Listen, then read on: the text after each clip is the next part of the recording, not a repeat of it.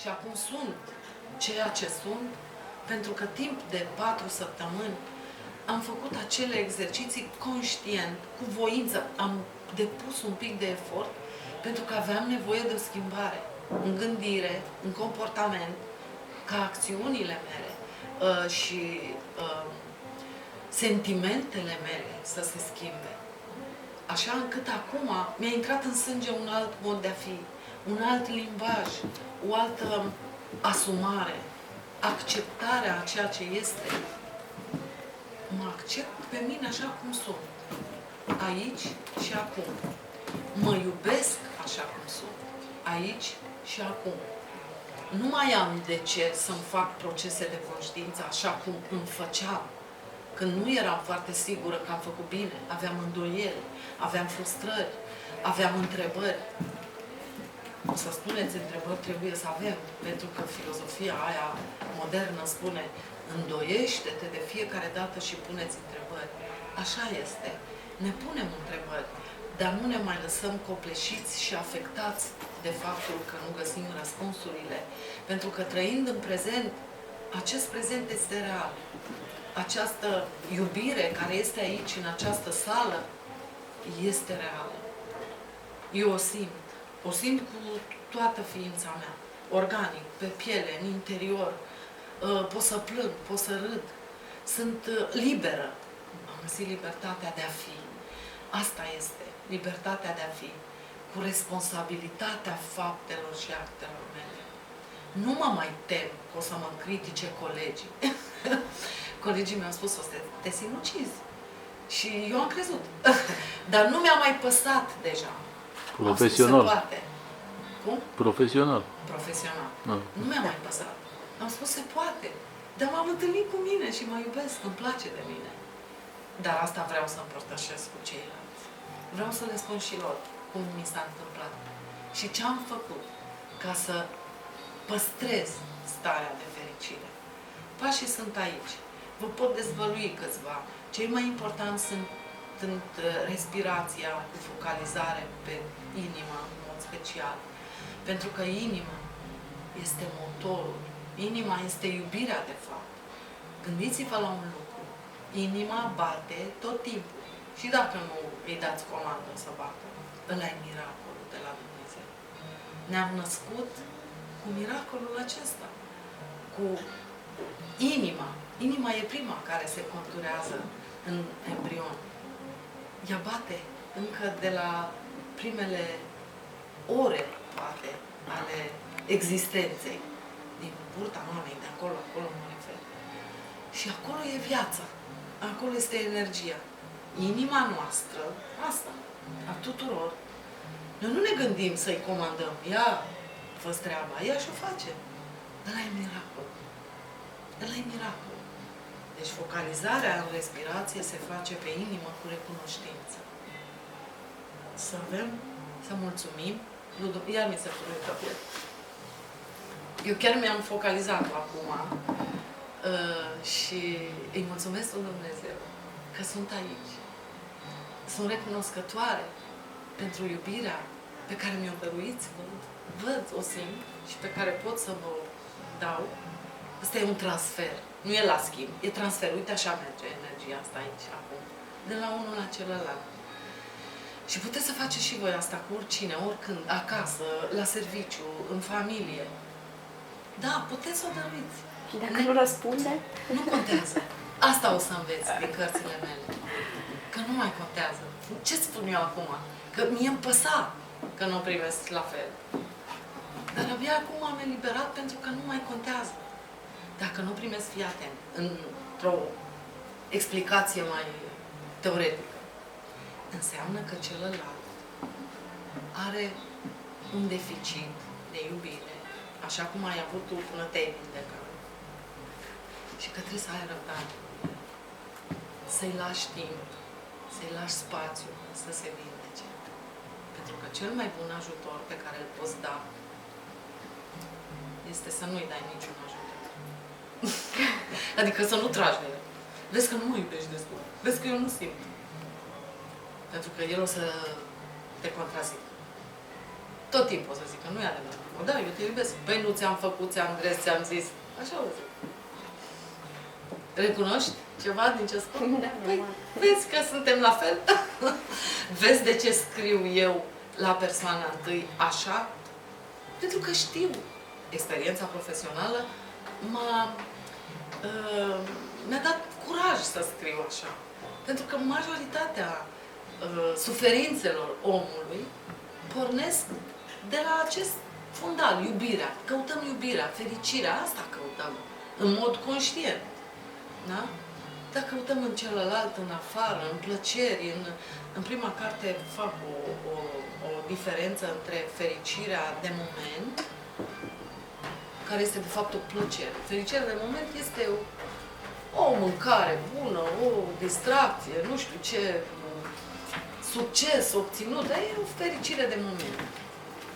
Care e plăcere de moment. Când ești foarte entuziasmat și da, sunt ok și alea, nu spun să le evitați, dimpotrivă, să vă bucurați. Dar fericirea despre care vorbesc eu, când m-am vindecat de nefericire și apoi chiar iubire, iată, este permanentă. Ea este mereu. Deci dacă nu o primești să revii,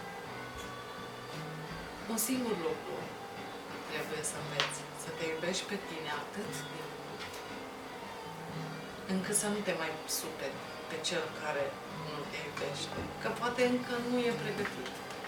Să-i dai răgaz să se trezească. Că cine știe când se va trezi? Eu m-am trezit târziu, nu vezi? Dar niciodată nu-i târziu. Asta învăț mereu. Că nu-i târziu niciodată. Și mulțumesc lui Dumnezeu pentru toată suferința. Mai spun mereu, în ultimii 3 ani și de fiecare dată când se pune problema concret, sunt oameni care rămân nefericiți și duc în ei furie, resentimente, ostilitate, pentru că li s-a întâmplat ceva dramatic. S-au îmbolnăvit sau le-a murit cineva. Și sunt furioși. Nu-și dau seama că, de fapt, furia e în ei, e acolo, e o travă. E o formulă pe care nu știu dacă am scris-o în carte, dar pe blog, într-un material am scris, la sfârșitul acelui material, când ești furios pe cineva, este ca și cum ai bea un pahar de o travă și ai aștepta să moară el. Înțelegi? Cam așa. Asta învățăm. Când începem să ne iubim pe noi înșine, cu pașii din această carte, învățăm cât de mult contează să ne eliberăm de frică, de furie, de resentimente, de ostilitate, de emoțiile negative pe care le ducem cu noi aproape inconștient, că nu mai știm. Atunci când suntem furioși, da, este în noi o mare, mare mizerie. Dar când te eliberezi de asta, ești curat, fericit, echilibrat, frumos. Dintr-o dată ești frumos. Nu contează cum arăți și câți ani ai. Pentru că se vede pe față. Ești fericit. Și fericirea e în ochi, în privire, în atitudine. Mi se întâmplă foarte des. Uite cum stăm de la una la alta, dar nu contează. Că mie nu mai... Să mă luați așa ca pe o superioritate și o aroganță. Eu sunt fericită că suntem aici. Dacă sunt persoane care o să mă critice după, cum să spun, regret, evident, pentru el. Ea. Dar pe mine nu mă mai afectează și, într-adevăr, asta este procesul adevărat de vindecare. Pentru că dacă îți propui să te iubească și să te accepte toată lumea, mă tem că nu o să reușim asta niciodată. Sau, mai știi, dar depinde ce-ți propui. Ok. Și iar am sărit la o altă idee și am uitat ce am zis. Nu mă ajută nimeni. Acum ar trebui să mă plâng. Nu. Nu mă mai plâng, știi? Apropo, nu mă mai plâng. Asta am învățat. Hai să revin la câțiva pași acolo ca să vă motivez să citiți cărțile. Deci era respirația, focalizarea organismului. pe inimă, cu recunoștință, că inima este miracolul care pompează sângele. Este un întreg, o poveste întreagă acolo. Inima pompează sângele, organele noastre își fac treaba datorită faptului că inima bate. Dacă nu, știți că nu mai bate inima, se termină și cu viața. Dar ea bate. Ea e prieten. Apoi ar fi o meditație bună, un fel de, iarăși cu recunoștință. Eu mulțumesc lui Dumnezeu în fiecare dimineață. Eu fac și acum pașa din prima carte. Mi-au intrat în sânge. Fac de un an jumate asta și mă bucur foarte tare pentru tot. Și mulțumesc lui Dumnezeu. Nu cer nimic. Apropo, când cer ceva, înseamnă că transmiți un mesaj, nu ai acel ceva. Ori eu spun aici că avem tot. Avem iubire. Avem deja, de la naștere. Trebuie doar să ne amintim și să credem în teoria asta. Și aici poate e un proces mai lung, poate nu o să crezi azi, o să o crezi mâine, poi mâine. Cine știe câte trebuie să mai pățești până o să crezi. Dar e o decizie. E o decizie personală. Nu mai depinde de nimeni. Deci mulțumesc lui Dumnezeu în fiecare zi pentru tot ceea ce este. Pentru prietenii mei, pentru bucuria de a fi, pentru faptul că sunt. Și adaug acolo, în cartea asta scriu mai mult despre asta, cum mă trezesc și cum spun, eu sunt, asta este de la budism, eu sunt, asta înseamnă prezent, eu sunt în prezent, mă conectez în prezent cu mine, îmi place de mine, în sfârșit. Nu mă mai critic, găsesc iubire în mine, pentru că după aceea ies afară ca să mă mișc. Dacă nu pot ieși afară că e viscol sau caniculă, mă mișc prin casă. Mișcarea este una care îmi place. Niciodată nu o să-mi scot plămânii fugind prin parc. Dar dacă îți place să alergi, o să alergi. Adică aici e la libera alegere, fiecare ce ne place. Unora le place să joace tenis, altora, dar mișcarea este foarte importantă, pentru că inima trebuie și ea ajutată. Măcar când ne aducem aminte de ea. Să bată. Asta este, să-i dăm așa un ritm și să o binecuvântăm. Asta este modalitatea prin care mulțumești lui Dumnezeu că ești. Și îți spun mulțumesc că sunt, eu sunt, da, adaug. Eu sunt iubire. Eu sunt bucurie. Eu sunt fericire. Și cu toate astea în mine, în fiecare dimineață, ies afară. Să știi că la București nu prea am. E gălăgie. Dar nu mai aud. Nu mai aud gălăgia, mă duc în parc, am un procurez lângă mine cu cățelușa mea, care m-a ajutat foarte mult în prima carte. Pentru că era un exemplu de fericire și îngăduință și iubire necondiționată. Da? De ce arăt așa? Că era undeva aici, mereu, lângă mine, când eu plângeam. Și doar mă uitam la ea și ea la mine și vedeam că iubire este. Și nu se pune nicio condiție. Eu de ce puneam condiții? Eu îmi puneam mie piedici și condiții să mă iubesc. Păi pot să mă iubesc degeaba, într-un limbaj mai de cartier. Nu trebuie să mă iubesc cu un motiv. Pentru că am luat premiul întâi sau pentru că am luat coroniță. Vedeți că asta de mici, așa, suntem educați și iubirea este condiționată de către părinți. Nu le fac o vină că și eu sunt părinte. Și am părinți. Dar trebuie să ne oprim. Iubirea este și putem să o dăruim fără condiție. Îmbrățișarea este atât de simplă. Îmbrățișez, nu trebuie să spui nimic, doar să îmbrățișez pe cineva. E un semn de iubire, necondiționat. Deci mă duc în părculeț cu cățelul și mă conectez cu ființele iubitoare. Cele mai relevante sunt bebelușii, copilașii. Acolo aveți dovada că ei s-au născut cu spirit, cu iubire în ei și încă nu s-au contaminat. Ca noi toți. Și acolo găsesc și din ochișorii lor iubirea, puritatea, fericirea. Și ei îmi zâmbesc deja, primii. Foarte mulți mă și cunosc deja. Vai, dar nu vă spun că copii au apărut în ultima vreme. Ați observat? Serios. Și zici că le merge rău la rău. Și cu toți copiii comunic. Cu unii vorbesc, cei care pot răspunde, dar cu bebelușii comunic, imediat. Imediat. Cu, bineînțeles, cu cățelușii și cu astea de mult. Asta vorbim cu stăpânii de căței, care aveți înțeles foarte bine, cu bătrânii. Acolo am, într-adevăr, o relație unde dăruiesc. Chiar știu și o fac conștient. Sunt bătrânii care stau pe bancă în fiecare dimineață și mă așteaptă. Și dacă lipsesc, mă întreabă, unde ați fost, doamna psiholog, că v-am așteptat să ne dați iubire? Și mă duc și doar atâta îmbrățișez. Am și dimineți, când sunt poate un pic încărcată de... sau n-am avut timp să fac, ies în parc și le spun, vă pup, să știți că nu am foarte multă iubire de dat. Dar puteți să-mi dați dumneavoastră dacă aveți.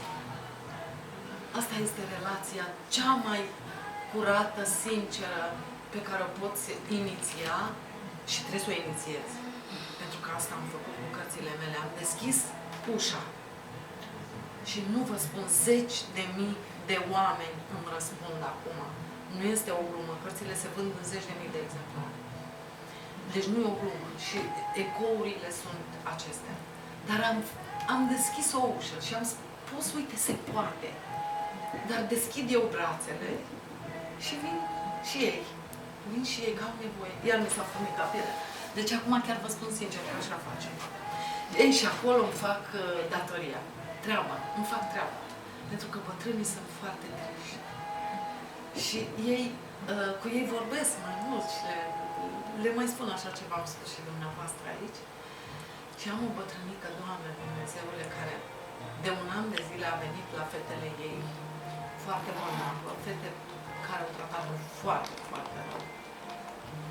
Și prima dată s-a plâns de tratamentul fiicelor ei și am început să-i vorbesc despre iubirea de sine, de puterea de la Dumnezeu. Avea foarte multe afecțiuni și mergea în baston și se era cu plasa de medicamente și se plângea de dureri. Vă jur că astăzi, după un an jumătate, în fiecare dimineață e prima parte și merge în dreaptă și zice, vedeți, doamna psiholog, am învățat. Și deja este mult mai sigură pe ea. Îmi spune că nu mai ia foarte multe medicamente și că se înțelege mai bine cu fetele ei. Știți de ce? Că a deschis ușa. I-am spus, comunicați cu ele. Cereți-le iertare. Nu se știe de ce sunt supărate. Poate ați greșit. Poate ele, sau poate n-au înțeles. Zice, da, știu că am greșit. Știu că am greșit. Ne-a recunoscut. În tinerețe așa mi-a explicat. Cereți-le iertare. Și o să vedeți că o să deschidă și ele ușa și o să întindă mâna. Și deja se înțeleg mai bine. Deci am rezultate bune. Și nu la cabinet. Și acolo sunt. Și acolo sunt. Dar apropo de cabinet, mi-au zis colegii, sunteți sinuciți. N-am făcut față la cabinet de un an încoace. N-am făcut față. Atâția pacienți am avut. Deci am liste de așteptare și, într-adevăr, vreau să mai rănesc un pic, pentru că nu mai... oboseala fizică se acumulează și în turneele astea și așa, și oricum o vacanță și așa mai departe. Plus că am și colegi foarte buni și recomand în altă parte, dar sunt foarte mulți care îmi spun, am mai fost la alții, vrem la dumneavoastră. Și atunci eu am vrut să închei de tot și să scriu cărți și doar să țin prelegeri și să merg prin țară. Dar se pare că Dumnezeu nu a vrut așa. Și am zis, atunci am zis, nu poți să închizi așa. Probabil că trebuie să mai lași o portiță, nu știu, o fereastră. Că și oamenii ăia vor tot un fel de ajutor și nu poți să-mi întorci spatele. Dar le-am spus să aibă răbdare. Și au răbdare. Cei care vor neapărat la mine trebuie să aibă răbdare. Dar cei care au o problemă mai, să zic, mai acută sau mai urgentă, le recomand colegi foarte buni, am colegi foarte buni, am colegi, prieteni aproape. Și dacă vor, se pot duce la ei. Sunt la fel de buni, sau mai buni. Sunt chiar mai buni în meserie. Sunt foarte buni, mulți dintre ei. Ne-am găsit calea fiecare dintre noi. Chiar vorbeam aici cu un băiat, că aici se țin și cercuri de psihologie, sau nu știu cum le numiți. Cum le numiți exact? Da, mă rog, întâlniri de genul acesta. Și că se vorbește despre anumite metode, tehnici de psihologie. din totdeauna am simțit că nu poți lucra într-o singură tehnică. Că n-ai cum. Așa cum suntem noi, asemenea, din această perspectivă, în iubire de Dumnezeu și de sine, și în această putere de a dărui iubirea, noi suntem totuși diferiți ca indivizi și atunci problemele noastre par diferite, modalitatea noastră de înțelegere e diferită la momentul respectiv, încărcătura e diferită și atunci trebuie o abordare mai amplă. Și poate ar trebui să folosești din fiecare tehnică cât un pic. Se numește eclectică, dar poate pentru publicul larg nu are prea mare relevanță denumirea asta. Adică să folosești cunoștințe din toate tehnicile pe acea persoană, pe problema ei specifică. Eu le-am cam trecut pe toate, într-o formă sau alta. Căutarea la mine a fost una așa încrâncenată de-a dreptul. Dar asta a fost greșeala mea, pe care am recunoscut-o, poate public, poate nu, dar mi-a ajutat. Acum, privind în urmă, cu această stare, pentru că mă înțelepțesc pe zi ce trece, cât un pic, am știut dintotdeauna și acum mai mult ca oricând, că am de învățat în fiecare moment, pentru că fiecare moment e diferit, fiecare prezent e diferit și adaug câte o picătură de înțelepciune și voi face asta poate până la sfârșitul vieții mele. Dar privesc înapoi cu multă înțelepciune, nu mai sunt furioasă pe trecutul meu, nu mai am resentimente și ostilitate, pentru că s-a produs și iertare. Încet, încet, deja în această carte scriu, până la urmă, nu e nimic de iertat. Asta e o exprimare care poate părea foarte bizară. Până la urmă, cine se împacă cu sine și cu Dumnezeu, se găsește pe sine, trăind în prezent, se gândește, Doamne, dar de ce am fost atât de furioasă pe X, pe Y, în viața mea, pe mine, pe el, pe nu știu mai cine? Ce rost a avut? Rostul la mine ăsta a fost. Eu găsesc că a fost un dar. Că dacă n-aș fi fost îndurerată, n-aș fi fost ceea ce sunt acum. Am câteva capitole aici în care spun a trebuit să fiu cine nu eram ca să pot să înțeleg cine vreau să fiu. A trebuit să fiu rea ca să-mi doresc să fiu bună.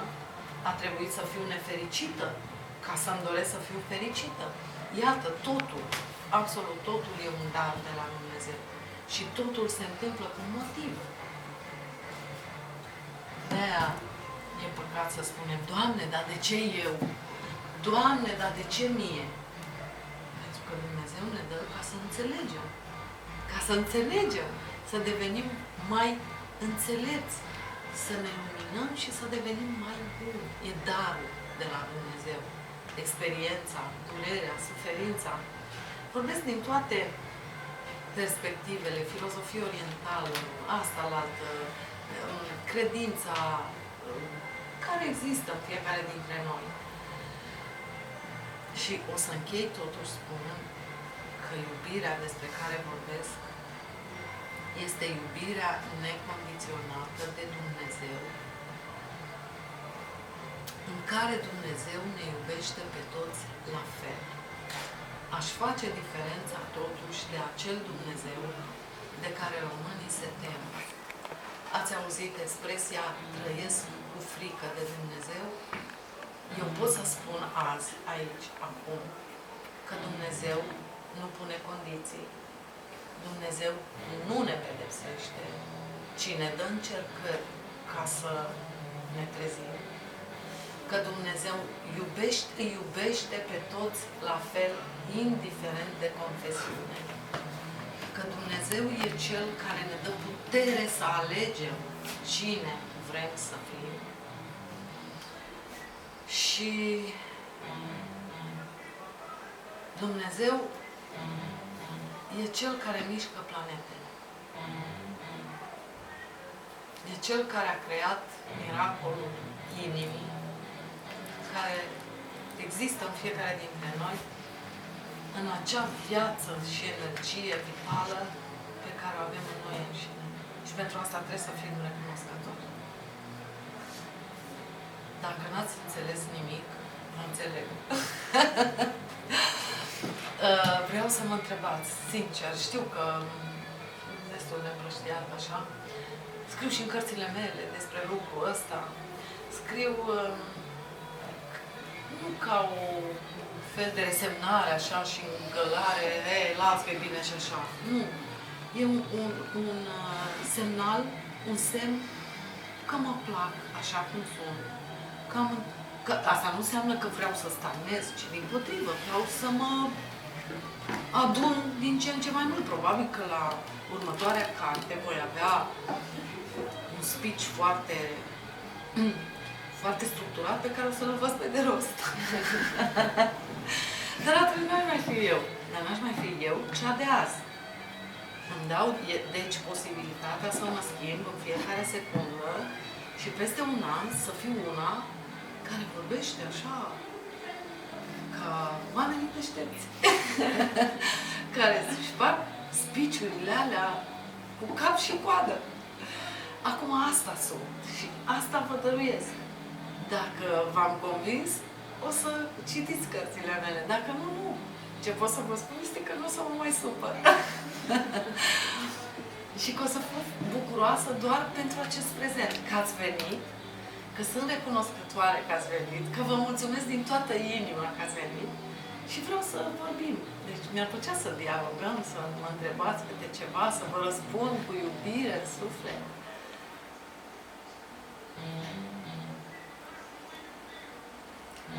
Dacă nu aveți nicio întrebare, eu pot să mai vorbesc, să știți. Dar dați-mi măcar o idee, o temă. Dacă îmi permiteți, aș dori să intervin eu, ca să fie clar, sunt preot creștin ortodox. Sfântul Apostol Pavel spune, roada Duhului este dragostea, bucuria, pacea, îndelunga răbdare, înfrânarea poftelor. Deci, dragostea este văzută ca o harismă, ca un dar al Duhului Sfânt. Acum, pe de o parte, sigur că Dumnezeu este dragoste și împărtășește necondiționat această dragoste, dar noi nu știm întotdeauna cum să o primim și cum să o dăm mai departe. Acum, apropo de ceea ce spuneați despre această frumusețe interioară, călugăr în limba română provine din grecescul kalos geron, care înseamnă bătrân frumos. Adică e un om care a știut să îmbătrânească frumos. Jung are arhetipul divin al bătrânului înțelept. Este ca și cum am avea această viziune și ne dorim să ajungem, nu? Ca un arhetip. În orice caz, iertați-mă că trebuie să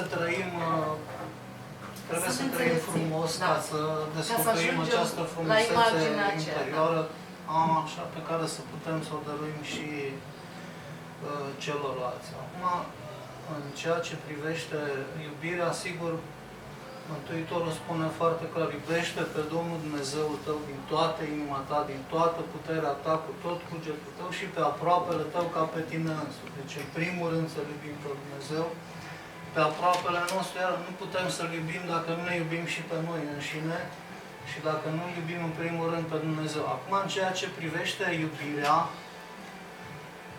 sunt niște nuanțe, pentru că una e eros, alta e filia, alta e agape, sunt diverse forme ale iubirii și ar fi un aspect în Filocalie, care e o antologie de texte ascetice în principal. Filocalie înseamnă iubirea de frumos și de bine. Se insistă asupra acestei idei și anume că dragostea, iubirea este un rod al nepătimirii. Dragostea în sensul ei cel mai înalt și mai deplin. Deci în măsura în care ne-am eliberat de patim, de mânie, de Da. Furie, de... furie, de iubirea de un bani, de spirital, slavă, de exact. șartă și așa Apropo mai de bani, departe. da. Aici, mă rog, referitor la, să zicem, la înțelepciunea orientală, cel puțin la cea budistă, în partea practică, în ceea ce privește lupta cu patimile, acestea sunt multe elemente comune în privința asta, cel puțin. Da. Și mai era un aspect la care voiam să mă refer, spuneați de această concentrare în inimă pe respirație. Da, acolo e Dumnezeu. În creștinismul ortodox există această tradiție ascetică, mistică a isihasmului, Hesyuhia înseamnă liniște, pace, în care esențială e invocarea numelui Mântuitorului Iisus Hristos în inimă pe respirație conștientă, pe inspirație și expirație, presupune coborârea minții în inimă, spun părinții. Înseamnă deci, că suntem de acord. Practica este invocarea numelui lui Dumnezeu în inimă. Acum, în ceea ce privește această naștere, din nou, naștere spirituală, din punct de vedere creștin-ortodox, ea este odată prin botez, în al doilea rând, în practica noastră ascetică și mistică se vorbește, mulți părinți, mulți sfinți vorbesc despre botezul lacrimilor ca despre un al doilea botez. Și spun, dacă nu ai trecut prin botezul lacrimilor, dacă n-ai plâns pentru păcatele tale, nu ai reușit să renaști din punct de vedere spiritual. Știți că asta n-am știut, mi s-a întâmplat pur și simplu, cu plânsul. Ar fi interesant să citiți, să vedeți și în cadrul... Da, vă cred. Și nu numai să mă credeți, dar să sunt chiar vedeți... fericită că mi s-a întâmplat în conformitate cu această... Da, chiar există o expresie că, cum să zic, între minte și inimă, cum să zic, sunt lacrimile și cumva prin lacrimi ce mintea se unește cu Da, vedeți ce miracol a făcut Dumnezeu cu mine? Eu abia acum înțeleg. Adică înțeleg și altfel, uite, din această poveste. Și referitor la această naștere spirituală, voiam să spun că,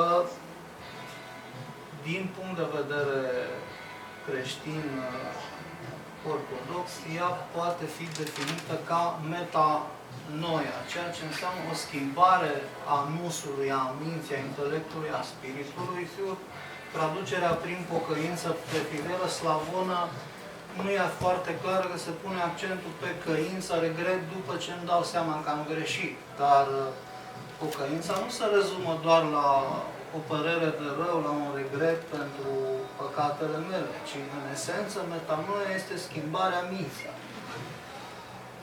Și în măsura în care reușim să ne schimbăm mintea, nusul, Duhul, Spiritul, Sufletul, adică e vorba de o schimbare, de o transformare radicală. De asta avem foste prostituate care au ajuns la sfințenie, tâlhari, criminali care au ajuns la sfințenie.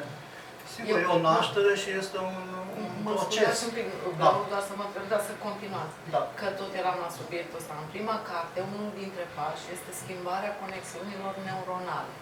Și ca psiholog, m-a ajutat această meserie. Dau o metodă prin care ne putem schimba aceste setări. Pentru că noi funcționăm setați pe anumite forme de gândire și funcționăm automat, ca pe pilot automat. Și gândim, luăm și gândire de-a gata, pentru că preluăm, iată, din televizor, de oriunde, tot felul de judecăți și apoi le exprimăm ca și cum ar fi ale noastre. Eu am un pas aici spre fericire, spre menținerea fericirii, schimbarea conexiunilor neuronale. Am citit undeva, mai de mult, e o metodă Silva, așa se numește, dar la mine a dat rezultate, că repede, eu n-am scris aici de ce mi-a venit mie din cap. Eu am făcut, am văzut că mi este și apoi am zis, ok, uite, mi-a ieșit, să le dăruiesc și la mine. te trezești dimineața și nu mergi înapoi, din 3 în 3. Ești obligat atunci să scoți din minte setările anterioare, deci te cure. Pentru că te focalizezi pe numărătoarea aia. Nu e ca prost.